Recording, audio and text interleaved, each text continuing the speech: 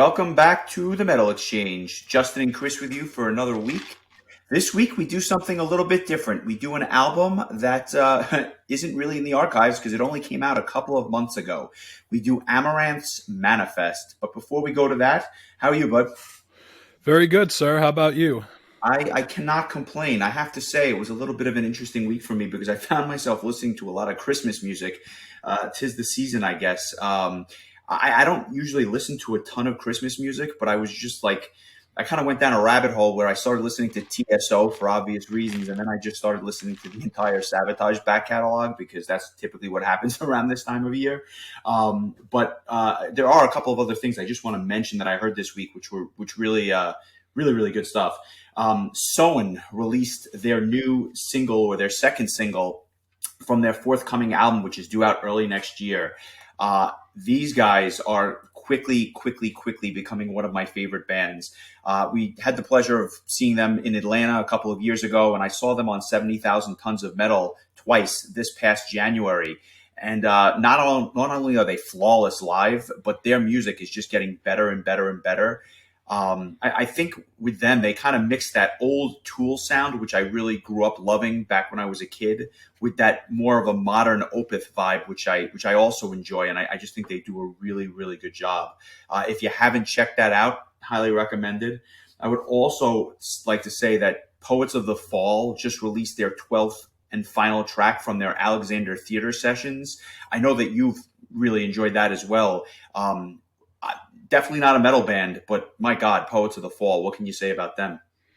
That is the only one I haven't heard of the 12 tracks. I didn't even realize the 12th one was released. What song was it?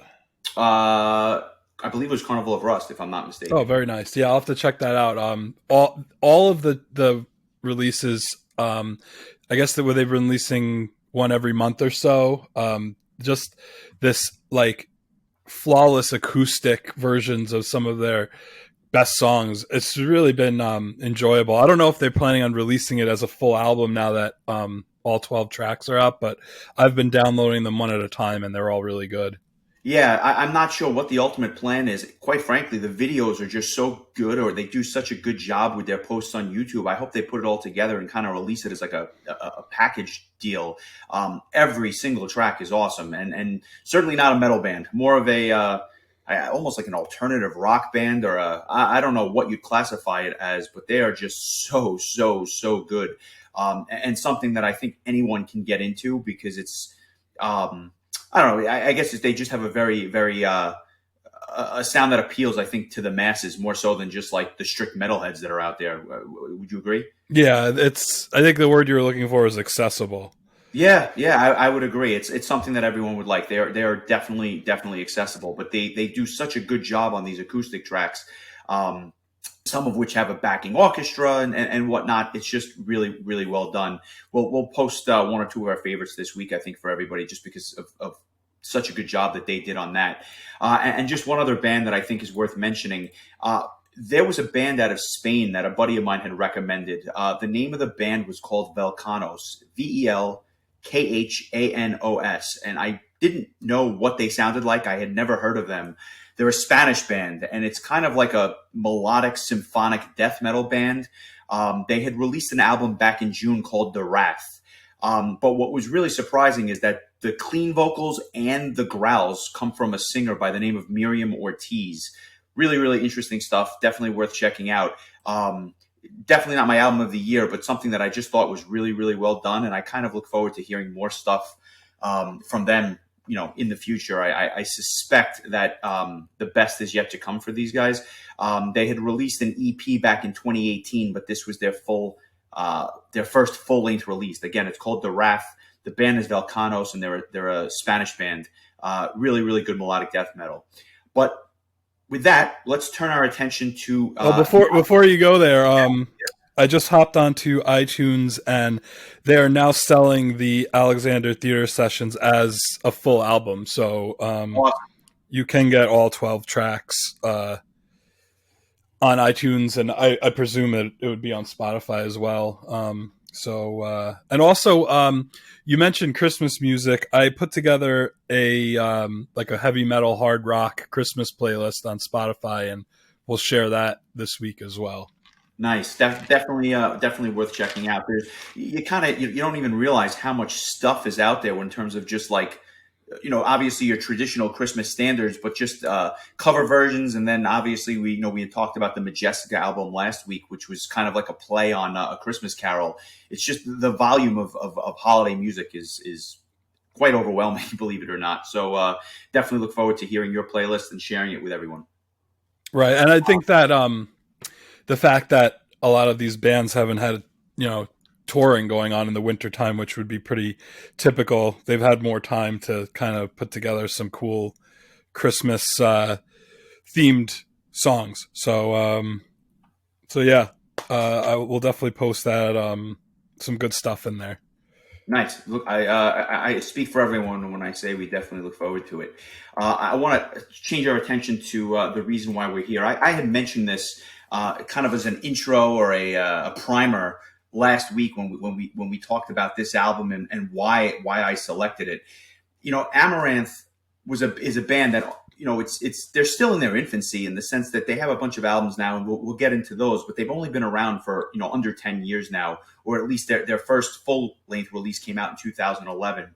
But when I noticed that they had over 100 million streams on Spotify this year for a total of 5.1 million hours of play, I was shocked. I just didn't realize, I guess, how big this band was either getting or quite frankly, how big they are at this point.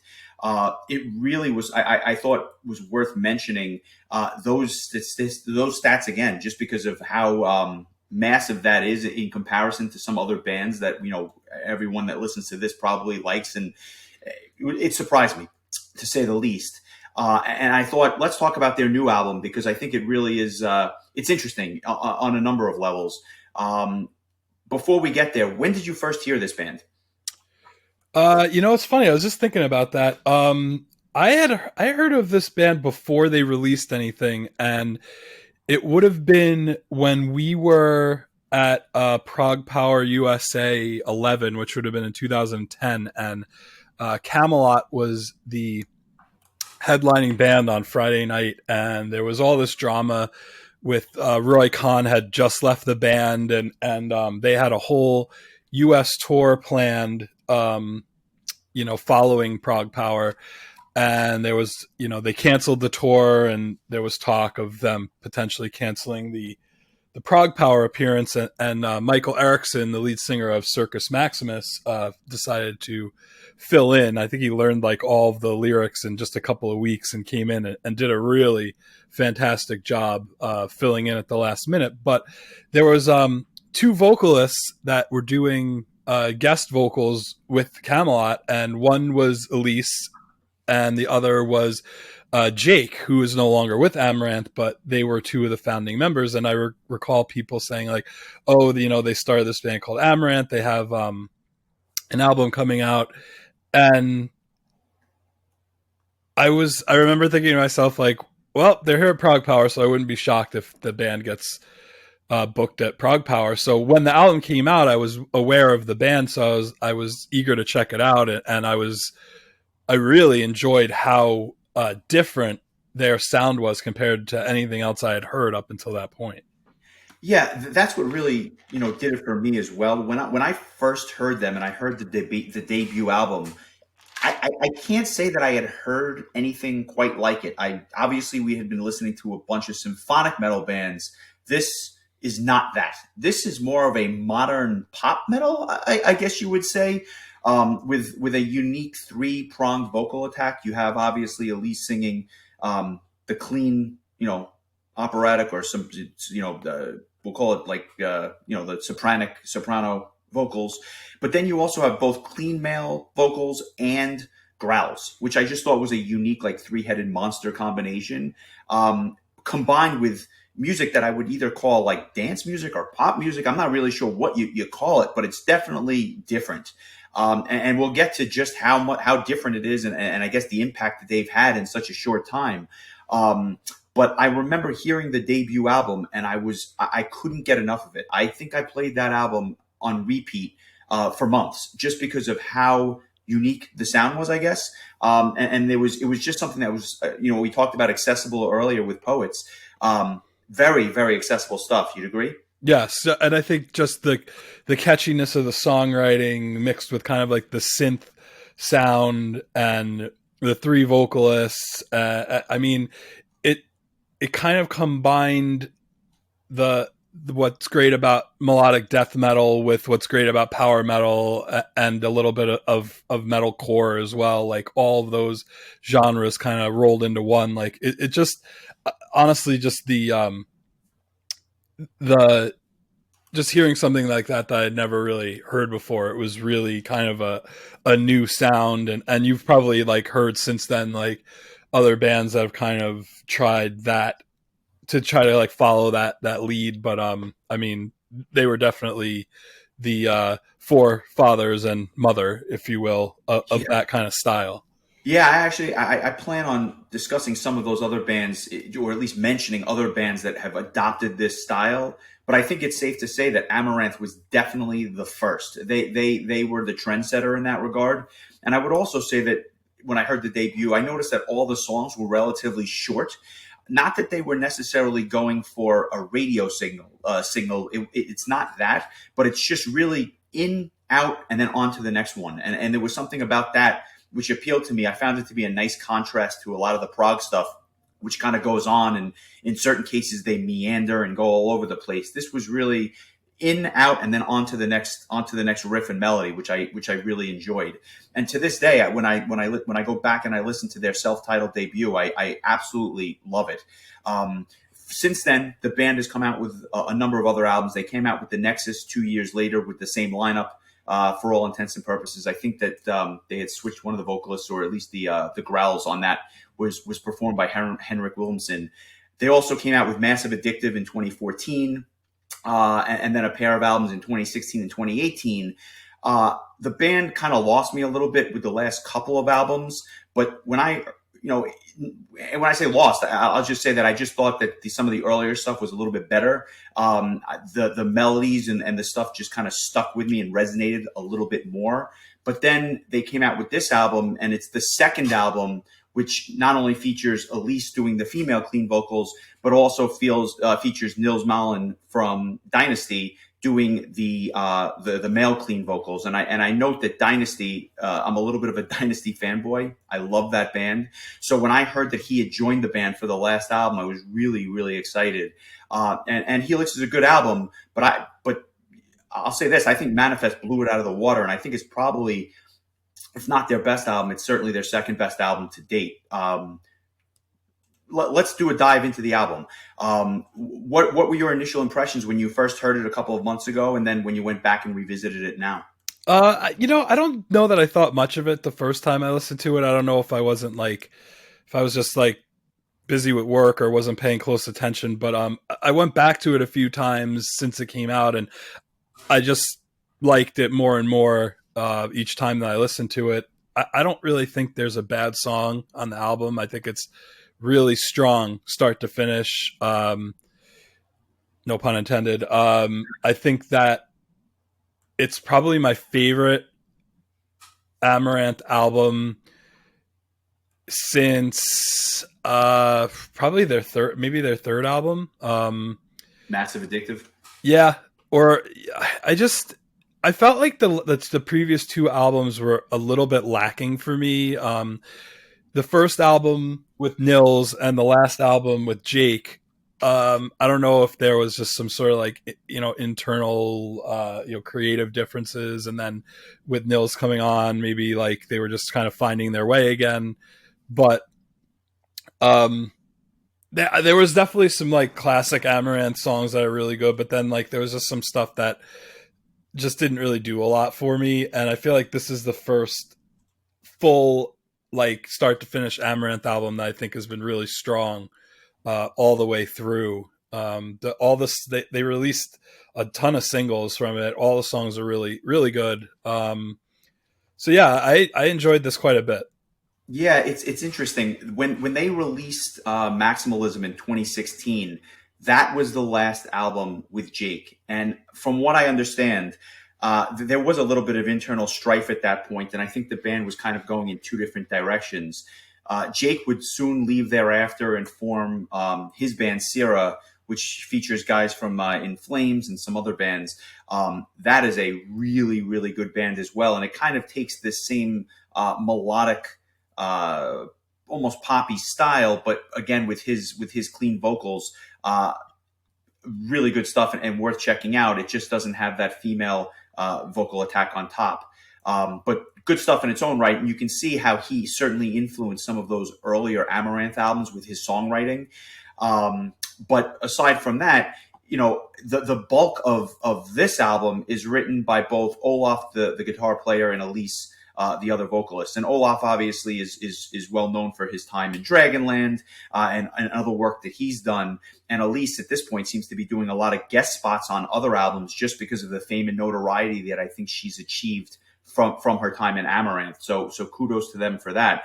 But it's that kind of like dance rock which they've got going on, which is just they're onto something. There's no question. When I first heard Manifest, what struck out to me is songs like Fearless and Make It Better really just seem to harken back to their old style from like the first two albums, at least in my opinion. And I think that they both make for really strong albums to start out this particular album. What I found was that it was difficult to find a favorite track off the album. And every time I listen to it, I think I find different tracks that kind of stand out to me. The most unique track was probably track number 10. It's called Boom. Definitely different. I don't even know what I would classify it. I mean, it's got a bit of rap in there. It's got a bit of everything. Not my favorite track by any means, and I think quite polarizing in many respects, but definitely interesting, to say the least. But there are other tracks that I particularly liked. I thought Crystalline is a really, really great ballad and one of my favorite songs off the entire disc. Yes, and what's cool is that they have Pair 2 from the cello player from Apocalyptica does a guest appearance on that track, as well as Elias, the keyboard player from Dragonland. So that's kind of cool. Boom has Heidi Shepard from, I believe, Butcher Babies as a guest. There's a lot of cool guest appearances. Jeff Loomis does a guitar solo on Do or Die.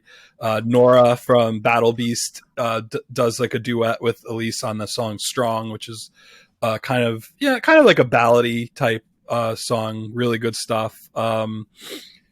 I don't I kind of think that like Boom was definitely that divisive song on the album, kind of like that song was 2 albums ago. But I think the difference is that like to this day I still don't like that song, and I kind of like Boom. Like again, not like you said, not my favorite song on the album, but it's kind of cool just because it's a little bit different. Like Henrik does some kind of like really speedy, almost rap style death vocals, which is kind of neat. It's just a cool song. It's something a little bit different, but I agree. Like a lot of songs in this album really harken back to the older days of the band. I kind of had a hard time when Nils joined the band, getting used to hearing the singer from Dynasty in Amaranth. I had just gotten so used to Jake, and so I don't know if I took to, and mind you, I'm a huge fan of Nils and Dynasty, but it was just an odd mix, I guess. And so it took me a little while, I think, to kind of take to him being the replacement for Jake. But I think this album definitely solidified the choice for me, and I'm kind of glad that he's in the band. I think it's, for me, it clicked finally. I agree with you. I'm glad you mentioned that. When I first heard that they were going to unite and come together for the last album, I was excited, but at the same time, they had such an iconic sound, in my opinion, that I was a little hesitant or a little. I wasn't sure what to expect, and I guess as it's marinated over time, certainly this album, I'm very much now used to the style. Jake's vocal style is kind of hard to replicate in many regards. So to say that to say that Nils's style is different would be accurate. It's not the same vocal style. They have a different sound, but somehow it seems to come together. And I think they're really hitting their stride once again. So I look forward to actually seeing this incarnation live again, just because I think that I think they're onto something again. I'll say this, on the last track, "Do or Die," you mentioned the appearance by Jeff Loomis. What struck out to me about that track is that there was just more vocals done by Nils, and I liked it. And I really wanted, I guess I wanted to hear more of him shine on this album, where it seems like he's more of the, where I guess where Jake was kind of front and center with Elise. It seems that Henrik and Elise take the lead on this album, whereas Nils takes kind of a tertiary role, or at least that was my opinion. But that's why a song like "Do or Die" is so fantastic, because I think Nils shines and you really get to hear his vocal style with the poppier sound of the band.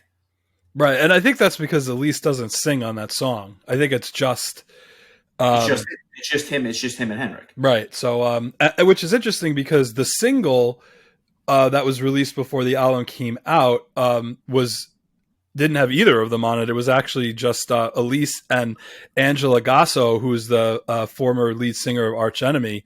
So like they kind of went a completely different way on the album version. I think I actually prefer the album version, just like you said, because you get to hear a little bit more of Nils being, showcased. I wonder if maybe the thought was that like, well, everybody knows what he sounds like. They've listened to Dynasty, so we don't need to push him too hard in the forefront. But yeah, it's good to hear him kind of get a little bit more of spotlight. Definitely, and I'll say this. You had mentioned the "Do or Die" single version as one of the bonus tracks. This album has really, really good bonus tracks. They do 82nd All the Way, which is a Sabaton cover, but they do a really unique version just because it's definitely in their own style. You had mentioned the "Do or Die" version with Angela Gasso. They also do an acoustic version of Adrenaline called Adrenalina, and it's actually in Spanish, or at least I thought it was in Spanish. Really, really interesting take on Adrenaline, which is probably one of, if not my favorite song from the actual album. Just a mid-paced song that then speeds up and the tempos kind of change throughout, albeit in a 3-minute track. And they also do one of the other bonus tracks is an orchestral version of Crystalline, which again was definitely the ballad on the album, but a really, really good ballad. I just strongly recommend checking out the bonus tracks if you get a chance. Good album, I have to say. It's not going to be my album of the year, but it was something that I really enjoyed, and for a band that I was kind of, I guess just not listening to as much, it was really good to revisit some of the older stuff, and of course to revisit this album, which came out earlier this year. Do you have a track that you'd like everyone to hear as like kind of your track of the week? Yeah, I kind of enjoyed, like I said, the whole album on a whole, so it wasn't a super easy choice, but I would say my favorite song is probably Archangel, which is track number 9, and it's just kind of like your classic high tempo, fast paced, like foot tapping Amaranth tune. I mean, not much else to say about it. It's just a good like, it's under 3.5 minutes. It's just a really good track. I enjoyed that one a lot. And I would probably just as a secondary recommendation go with, just recommend the song Strong, because I'm just such a huge fan of Nora from Battle Beast vocal. So hearing her kind of do a duet with Elise is a real treat. Yeah, that's a band that's been on your... I know how much you enjoy Battle Beast, so when I heard that she was going to be guesting on this album, I immediately thought of you, just because I figured that would be a nice pairing. Yeah, and it's a really cool dichotomy, because Elise has such a clean voice, and Nora has such a kind of like raspy, kind of like a little bit more of an aggressive voice. So it makes for a really cool kind of combination. I don't disagree. That's one of my favorite tracks on the album. But if I'm going to pick one just for everyone to listen to, and something that we'll put out there this week, I'm going to go with Adrenaline, just because I like the change of pacing, and I like the the mid tempo feel for the beginning, and then it obviously speeds up in my opinion from there. One of the things that I think we had alluded to earlier, they were really genre defining in their sound, in the sense that nobody was doing stuff like this. So I just want to mention a couple of bands that are definitely pulling from the Amaranth influence. Another Swedish band called Follow the Cipher. They came out in 2014, predominantly female vocals, but again with that kind of like synthy background. Definitely worth checking out. There's another band that actually predated Amaranth, but almost switched their sound a couple of albums ago.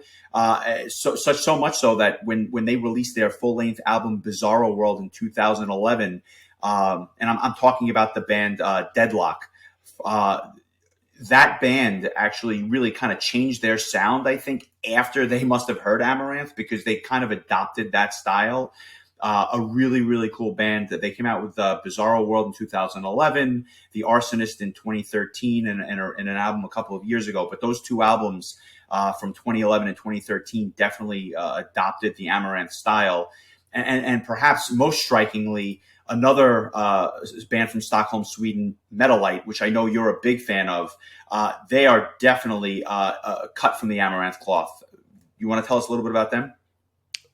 Yeah, I mean, I thought of Amaranth immediately the first time I heard them. It's just one female clean vocalist, so you kind of don't have that three-headed monster, so to speak. But the music is kind of similar. It has that kind of like that poppy synth kind of mixed with your heavy metal guitar.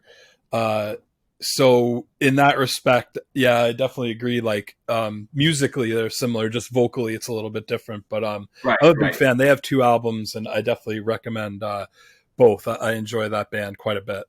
Yeah, they came out with Heroes in Time. I think that was their debut. It was from 2017.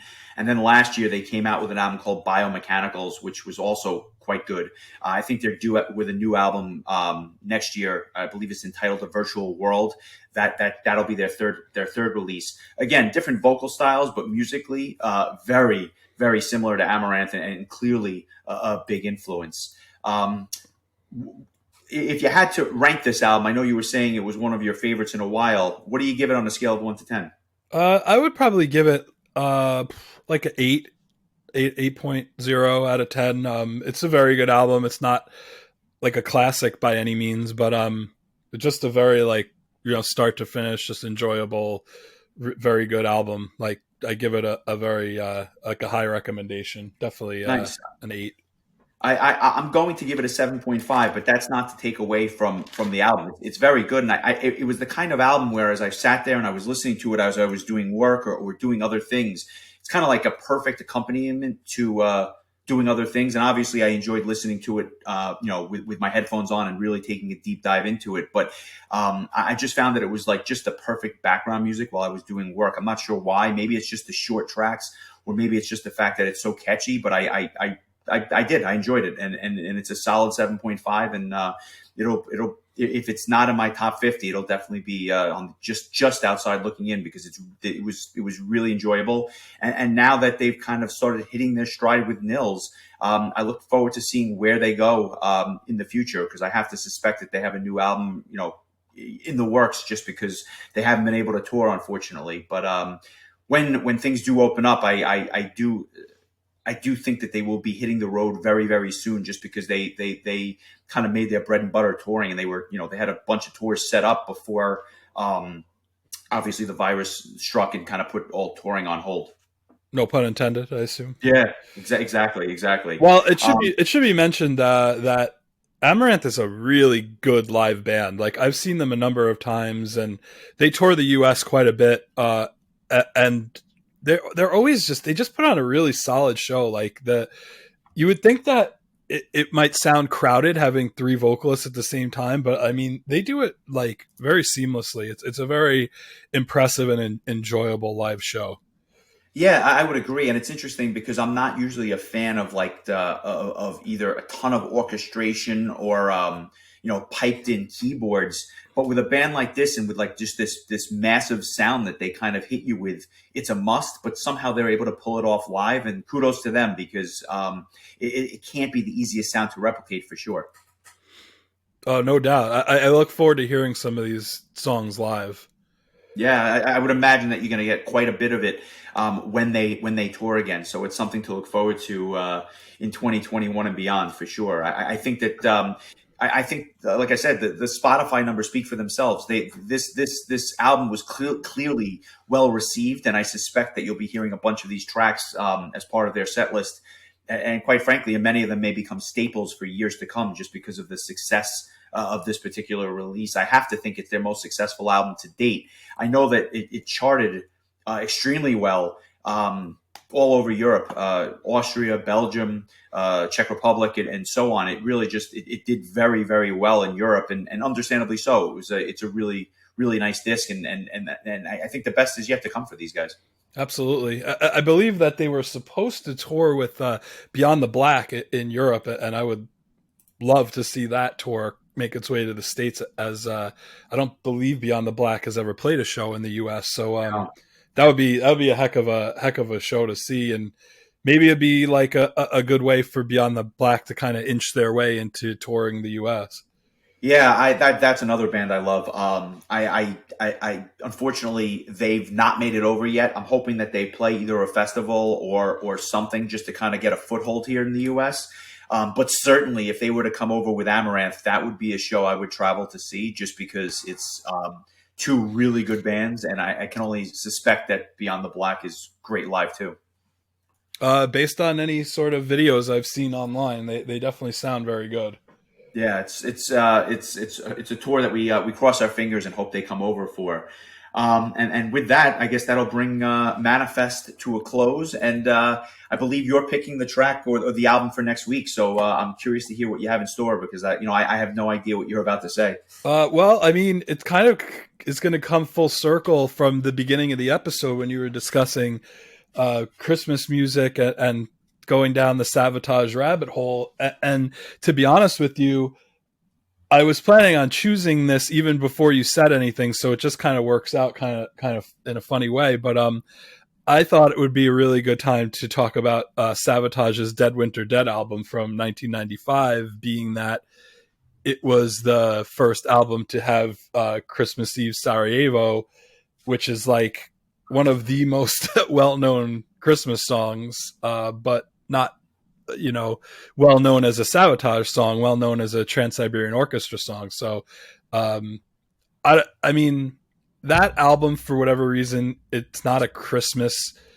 based story or anything like that. Just that one track, but it makes me think of Christmas, or like for whatever reason. And I think I understand why you say like you end up listening to Dead Winter Dead, and then you end up listening to like the entire Sabotage discography. And I thought it was interesting that we haven't talked about a Sabotage album yet, so I just felt like the timing was right to go with this particular album.